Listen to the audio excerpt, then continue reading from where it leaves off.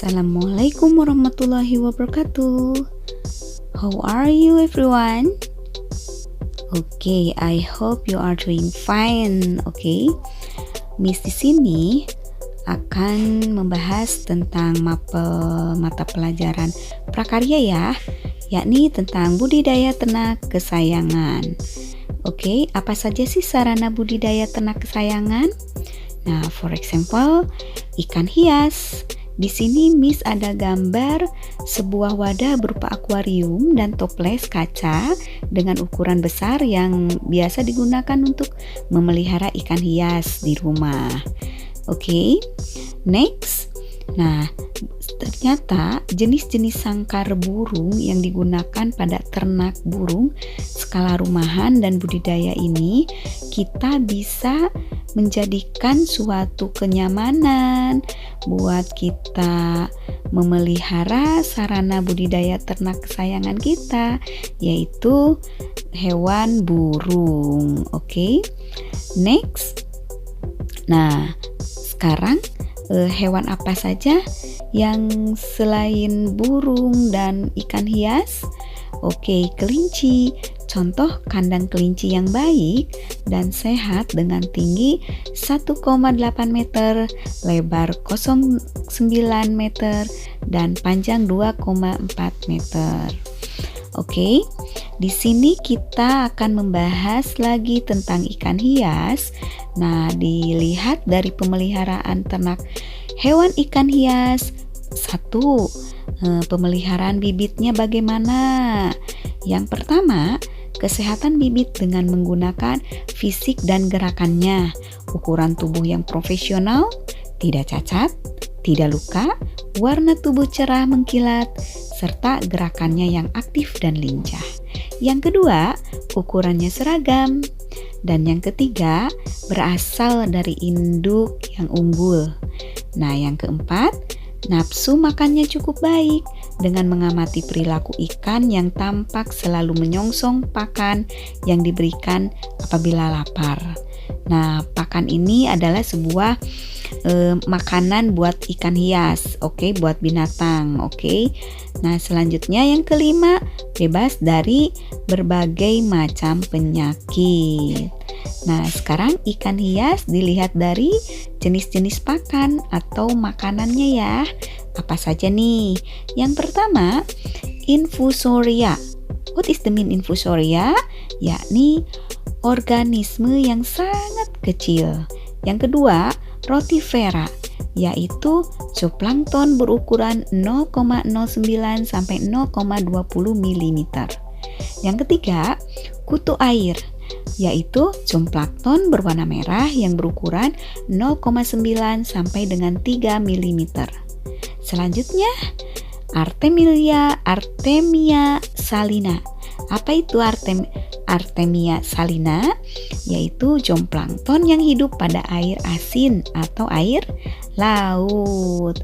Oke, yang kelima, jenis-jenis pakan pada ikan hias itu adalah cacing rambut yang disebut Tubifax sp atau disebut juga cacing sutra. Nah, yang keenam, cacing darah yang disebut bloodworm. Oke, bloodworm, oke, atau larva nyamuk Chironomus sp. Nah, selanjutnya makanan selanjutnya pada ikan hias, jentik nyamuk. Oke, nah sekarang ikan hias dilihat dari perkembangbiakannya bagaimana sih? Nah, 1. Umur dan ukuran. Pilih ikan yang masih produktif dan ukuran besar. Kedua, kesehatannya. Pilih ikan yang tidak sakit, lincah, tidak cacat, sisiknya lengkap dan bagus, bentuk tubuhnya sempurna, dan warnanya cermelang ya.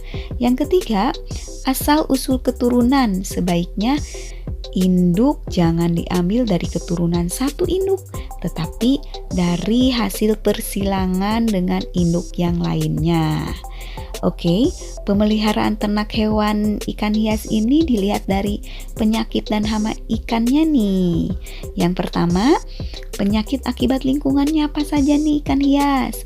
Yang pertama, kekurangan oksigen, penyakit gelembung gas, suhu tinggi atau suhu rendah, amonia dan nitrit. Oke, selanjutnya ikan hias dilihat dari penyakit dan hama ikan yang kedua. Oke, penyakit akibat bakteri. Nah, penyakit kolumnaris. Apa itu kolumnaris?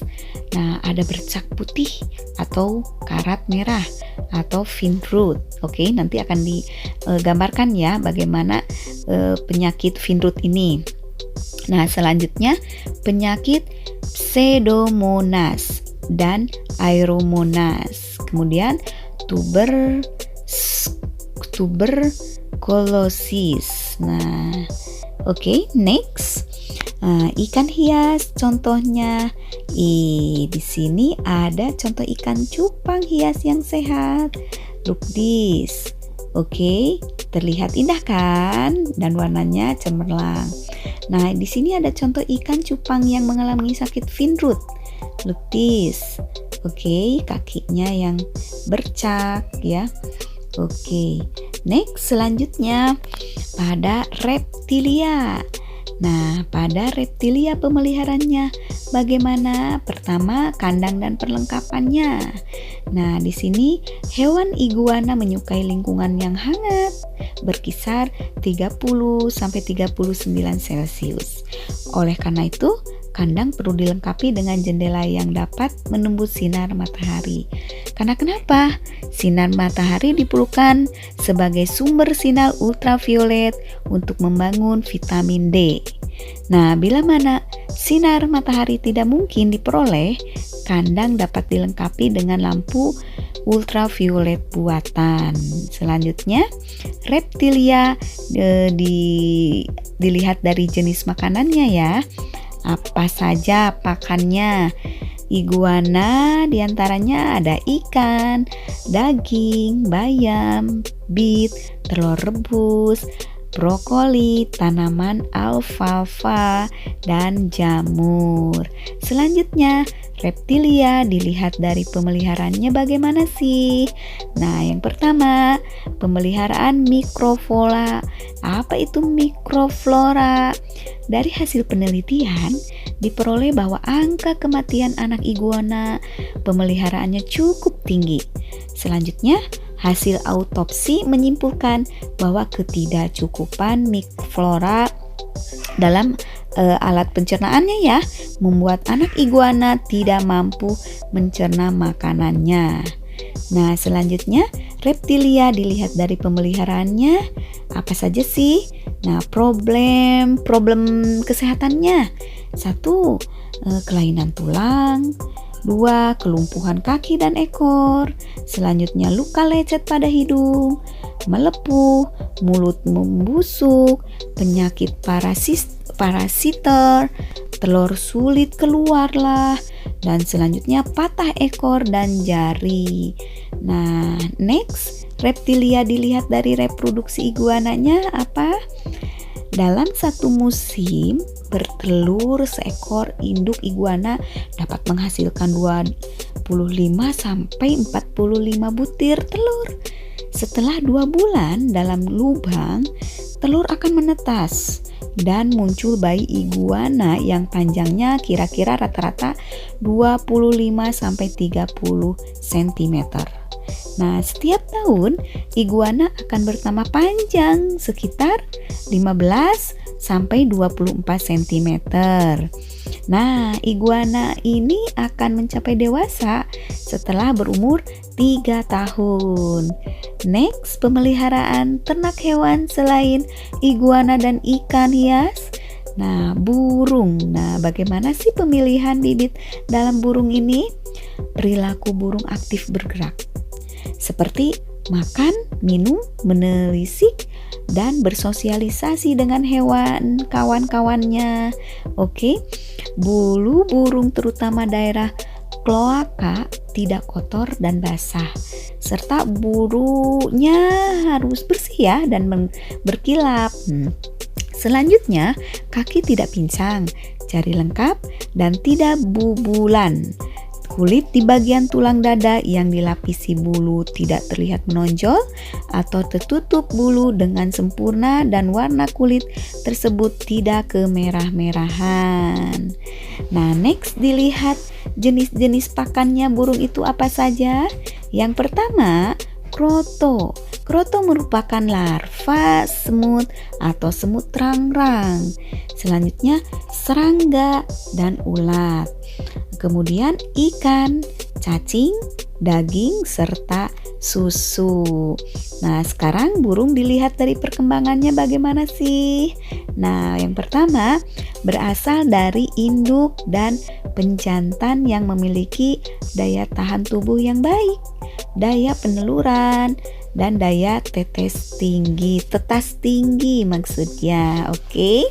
Yang kedua, tempat yang disediakan untuk perkembangbiakan harus memadai dan memenuhi persyaratan. Yang ketiga, yang dikembangbiakan harus mendapat perawatan yang baik ya pada burung. Lihat dari penyakitnya, ada penyakit internal, enteritis, koksidiosis, pulorum, cacingan. Nah, penyakit eksternal dilihat dari penyakit bulu dan paruh serta kutu. Oke, nah sekarang burung dilihat dari upaya pencegahan penyakitnya bagaimana. Pertama, burung harus dijauhkan dari kondisi penyebab stres dan cuaca yang ekstrim ya. Nah, selanjutnya pemberian suplemen berupa vitamin dan mineral kepada burung juga.